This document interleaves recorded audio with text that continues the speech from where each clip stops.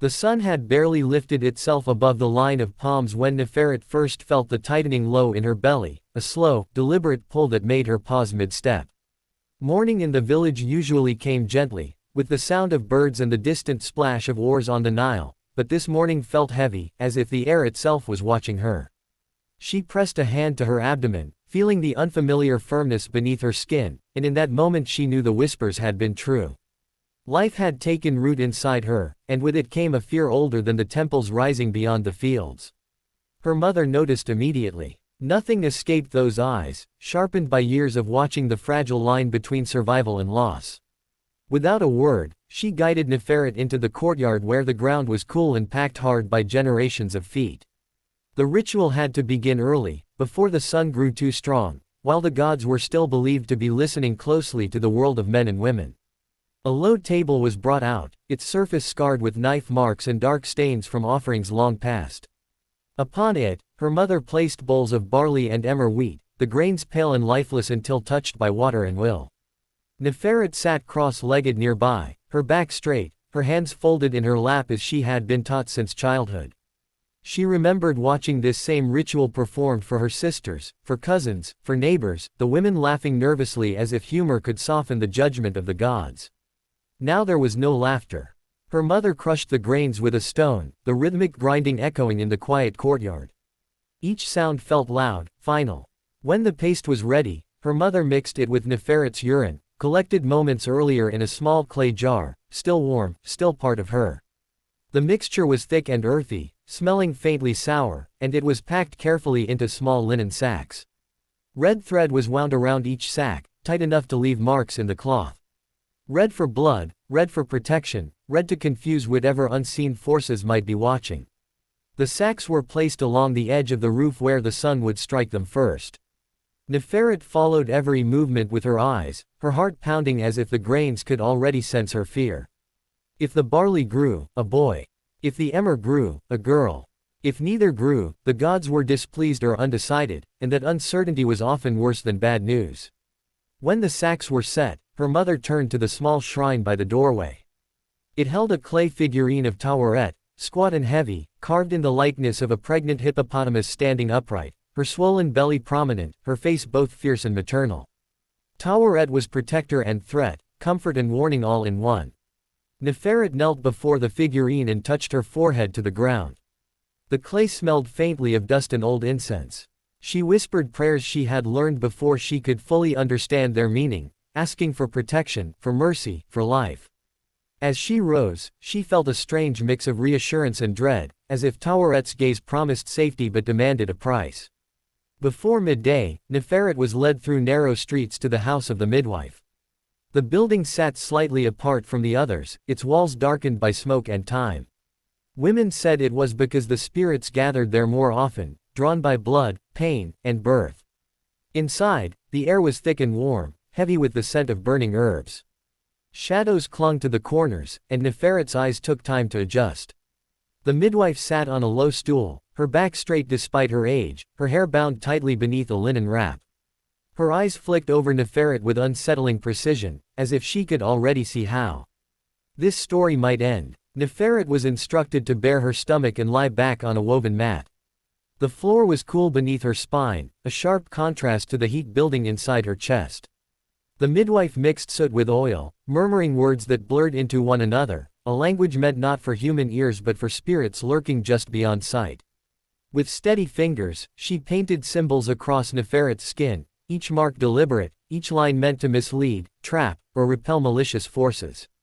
The oil was cold, making Neferet shiver, but she did not move. To flinch was to invite attention. As the chanting grew louder, another woman entered and placed a flint knife on the ground near Neferet's head. Its edge caught the dim light, sharp and unforgiving. Neferet's breath hitched despite her efforts to remain calm. She knew the knife was symbolic, a warning to spirits, a reminder that humans, too, could inflict harm if cornered. Still, the sight of it stirred stories she had tried to forget, tales of births gone wrong, of bodies opened in desperation, of cries swallowed by the night. The chanting wrapped around her, a sound both comforting and suffocating, as if the walls themselves were whispering. When the symbols were complete, the midwife pressed her palm against Neferet's abdomen, firm enough to hurt. She spoke a final incantation and then handed Neferet a small cup filled with a dark liquid. The smell was bitter, sharp enough to sting the eyes. Neferet hesitated only a moment before drinking. The liquid burned her throat and settled heavily in her stomach, making her nauseous. She swallowed hard, forcing it down, knowing that refusal would mark her as disobedient not just to tradition, but to the gods themselves. By the time she left the midwife's house, the sun was high, and the world seemed louder, harsher. Every sound startled her, every shadow felt alive. Back in her home, she lay down to rest, her body exhausted, her mind racing. The rituals were meant to protect her, to guard the fragile life inside her, yet they left her feeling exposed, as if her pregnancy had been announced not just to the village, but to every spirit drifting along the Nile. As night fell, Neferet lay awake on her mat, listening to the distant water and the soft breathing of her family. Her hands rested on her belly, feeling for movement, for reassurance that life still stirred within. Scene 1 of her journey had ended, but she knew this was only the beginning. In ancient Egypt, pregnancy was not a private hope but a public negotiation with forces that could not be seen or reasoned with. And as Neferet closed her eyes, she understood that survival would depend not only on the favor of the gods, but on her ability to endure rituals that blurred the line between protection and terror. The moon vanished from the sky without warning, swallowed by clouds that rolled in from the desert like a slow-moving threat, and the village responded with unease that crept into every doorway.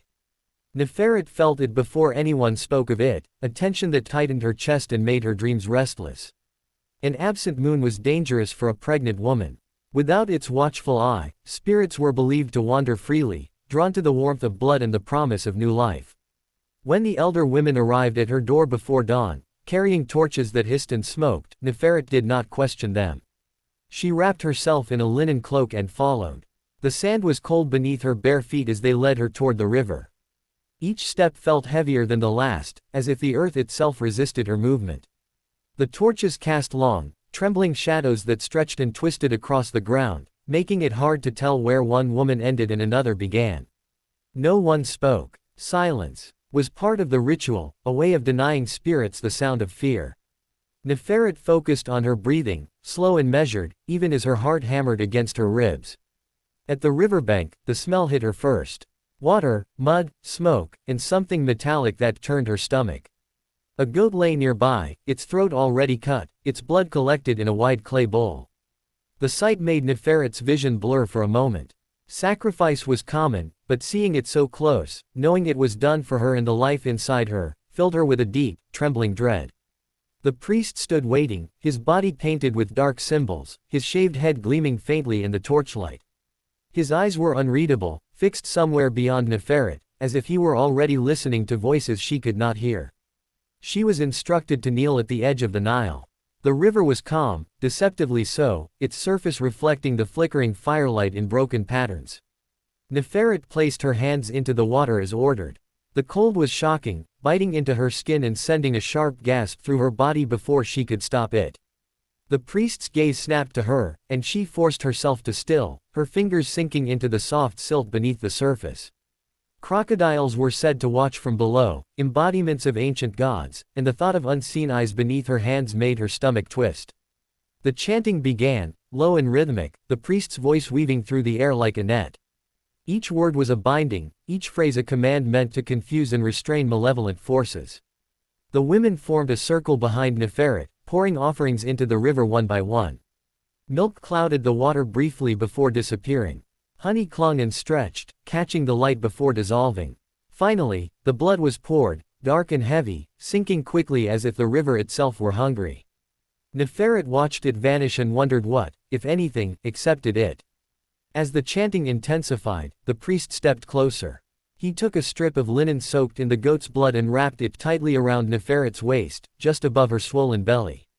The cloth was warm and wet, and the pressure made her breath come in shallow pulls. The smell of blood surrounded her, thick and suffocating. This binding was meant to trap evil spirits, to keep them from slipping into her womb, but as it tightened, Neferet felt more trapped than protected. Panic flared, sharp and sudden, but she clenched her jaw and stayed silent. To cry out would be to acknowledge fear, and fear was believed to invite exactly what the ritual sought to prevent. The priest placed his hands briefly on the blood-soaked cloth, pressing down with deliberate force. Neferet bit the inside of her cheek to keep from reacting. Pain was part of the offering, a sign of sincerity. The chanting reached its peak, voices overlapping, rising and falling like the river itself. In that moment, Neferet felt herself disappear into the ritual, reduced to a vessel, a battleground where gods and spirits negotiated outcomes without her consent. When the chanting finally ceased, the sudden silence felt deafening. The priest nodded once, sharply, and cut the linen away with a small blade. The cloth fell to the ground, heavy and dark, before being lifted and thrown into the river. Neferet watched it float for a moment, then sink, carrying with it whatever fear, sickness, or malice it had absorbed. Or so they believed. She was instructed to spit into the water 3 times. Each time, the act felt strangely intimate, as if she were giving away a part of herself. Then came the whispering. Neferet leaned forward, her lips close to the river's surface, and spoke the secret name she had chosen for her child. It was a name no one else would ever know, a name meant to anchor the child's soul if death came too early. Her voice shook as she said it, barely audible over the soft movement of the water. Saying the name felt like exposing a wound, but also like claiming something that was hers alone. The women helped her to her feet, and only then did Neferet realize how weak her legs had become. The walk back to the village felt endless. The torches burned lower, and the sky lightened slowly, hinting at dawn. Exhaustion settled into her bones, deep and unyielding. Yet even as she longed for rest, she knew the rituals were not over. That same day, as the sun climbed high, another precaution was taken. A small amulet was pressed into her palm, carved from green stone and shaped like the Eye of Horus. It was tied around her neck with coarse twine, resting against her chest. She was told never to remove it, not even to sleep. At night, a knife was placed beneath her mat, blade facing outward, to ward off spirits that crept close in darkness. Each object added weight, physical and emotional, until Neferet felt burdened by protection itself. As evening fell, she sat alone, her hands resting on her belly, feeling the slow movement within. The child kicked, a gentle but unmistakable reminder of life continuing despite fear. Neferet closed her eyes and tried to focus on that sensation, to let it anchor her in her own body rather than the rituals imposed upon it. Yet the images returned unbidden: blood in the river, the tightening cloth, the priest's distant gaze. In ancient Egypt, pregnancy was never allowed to be simple or private. It was a state of constant vigilance, enforced by rituals that blurred the line between care and cruelty. As Neferet lay down to sleep, the amulet cool against her skin and the knife hidden beneath her mat, she understood that these disturbing practices were born from desperation as much as belief. They were attempts to control what could not truly be controlled. And as sleep finally claimed her, she hoped that somewhere beyond the reach of chants and offerings, the gods might see her not just as a vessel, but as a woman fighting quietly for the right to survive and give life.